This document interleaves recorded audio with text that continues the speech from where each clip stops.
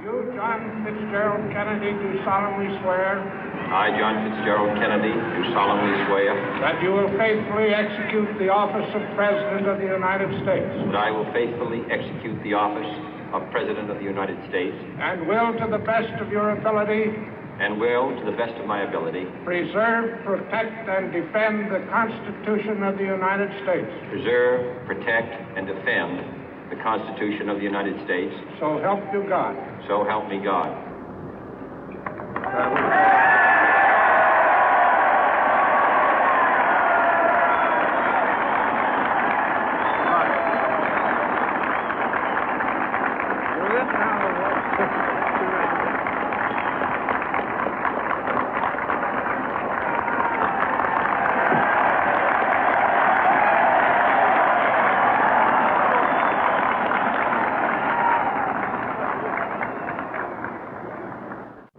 Vice President Johnson, Mr. Speaker, Mr. Chief Justice, President Eisenhower, Vice President Nixon, President Truman, Reverend clergy, fellow citizens.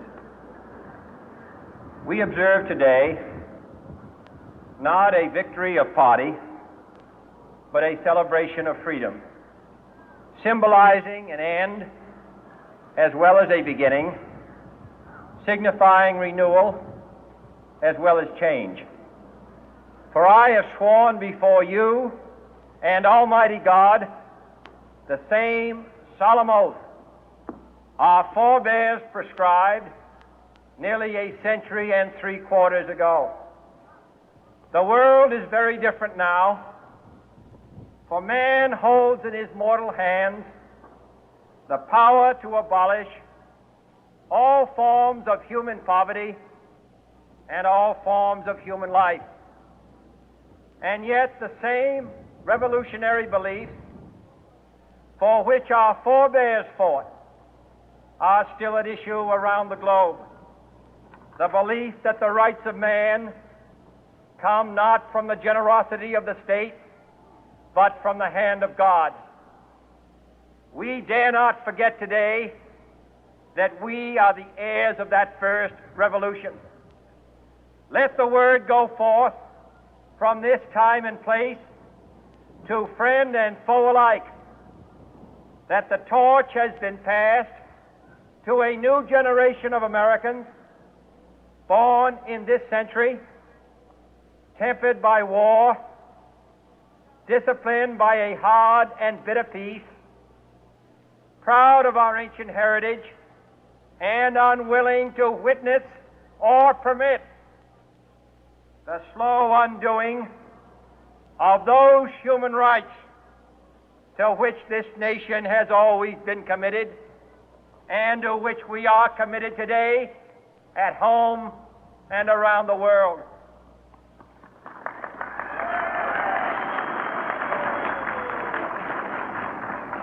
Let every nation know, whether it wishes us well or ill, that we shall pay any price, bear any burden, meet any hardship, support any friend, oppose any foe to assure the survival and the success of liberty.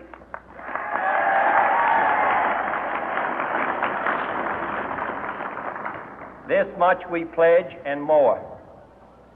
To those old allies whose cultural and spiritual origins we share, we pledge the loyalty of faithful friends. United, there is little we cannot do in a host of cooperative ventures. Divided, there is little we can do, for we dare not meet a powerful challenge at odds and split asunder. To those new states whom we welcome to the ranks of the free, we pledge our word that one form of colonial control shall not have passed away, merely to be replaced by a far more iron tyranny.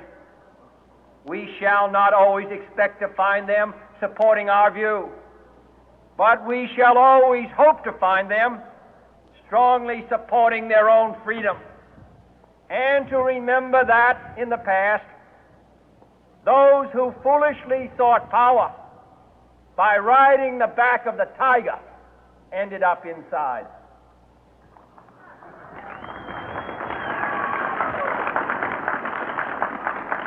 To those people in the huts and villages of half the globe struggling to break the bonds of mass misery, we pledge our best efforts to help them help themselves for whatever period is required, not because the communists may be doing it, not because we seek their votes, but because it is right. If a free society cannot help the many who are poor, it cannot save the few who are rich.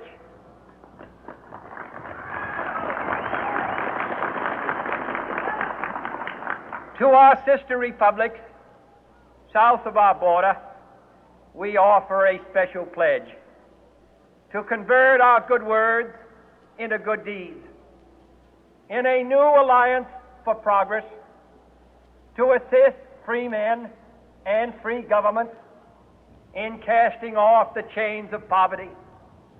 But this peaceful revolution of hope cannot become the prey of hostile powers. Let all our neighbors know that we shall join with them to oppose aggression or subversion anywhere in the Americas. And let every other power know that this hemisphere intends to remain the master of its own house.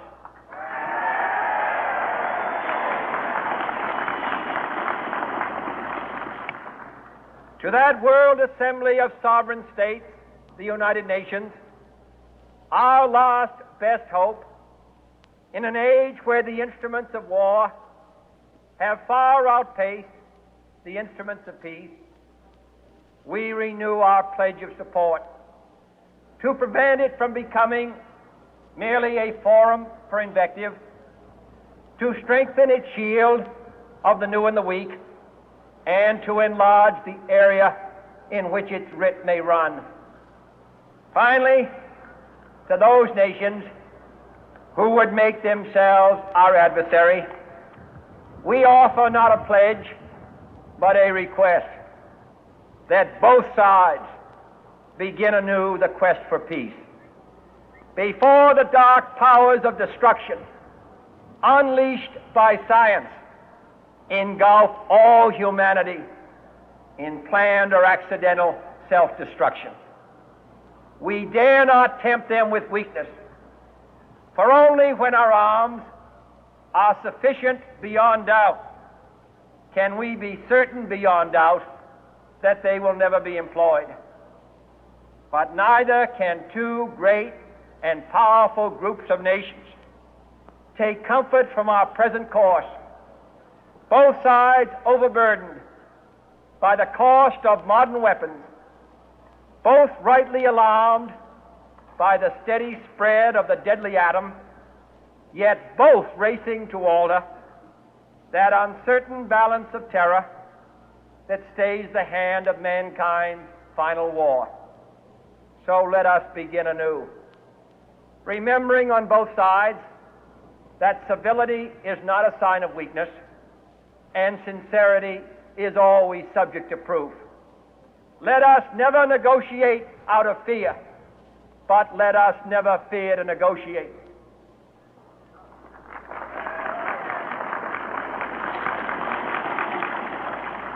Let both sides explore what problems unite us, instead of belaboring those problems which divide us. Let both sides, for the first time, formulate serious and precise proposals for the inspection and control of arms, and bring the absolute power to destroy other nations under the absolute control of all nations.